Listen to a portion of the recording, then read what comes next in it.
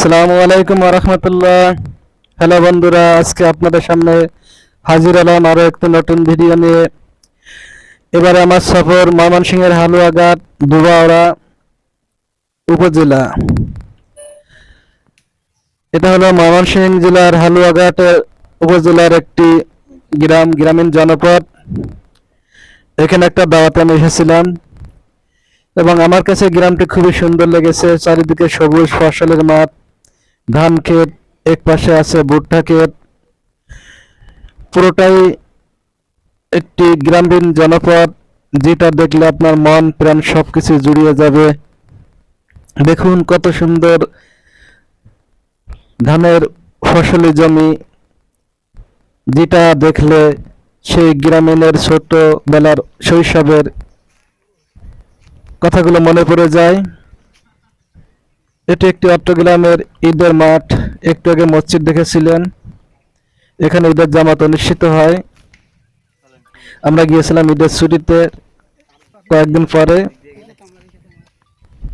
এটা হলো ইন্ডিয়ার কোল ঘেঁষে একটি ছোট নালা বা নদী, যেটাই বলেন আপনি। বর্ষার মৌসুমে এটা পানিতে আবদ্ধ থাকে। এখন যেহেতু শুকনো মৌসুম, কারণে এখানে পানি নাই। ও এদিকে আপনার ইন্ডিয়া সাইডটা, আর এই পাশটা আছে পশ্চিম দিকটা শেরপুর। আমরা গিয়েছিলাম প্রায় শেরপুর জেলার কাছাকাছি এই গ্রামটা। এখানে একটা অলিমা অনুষ্ঠানের দাওয়াতে আমরা এসেছিলাম। এটা হলো কন্যা পক্ষের বাড়ি। আমাদের সাথে দেখতে পাচ্ছেন সামনে সুমন ভাই, সাথে সুমন ভাইয়ের ভাগ্নে, উনি আমাকে দাওয়াতটা দিয়েছিল। তা ওনার হাত ধরে এই দাওয়াতে আসা।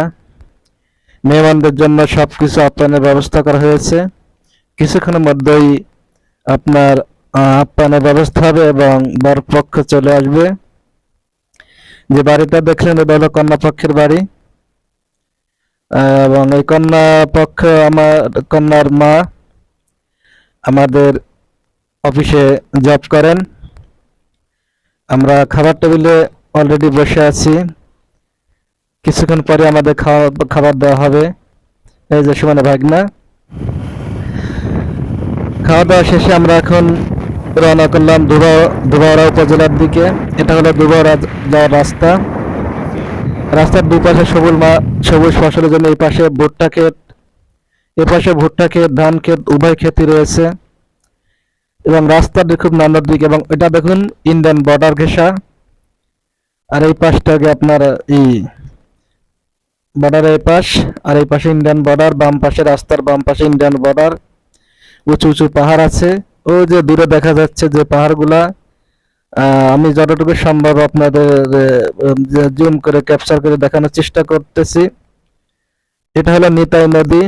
এটা নদীটা ইন্ডিয়ার উৎপত্তি স্থল। ইন্ডিয়ার পাহাড় ঘেঁষে নদীতে এসেছে। নিতাই নদীর পানি শুকিয়ে গেছে।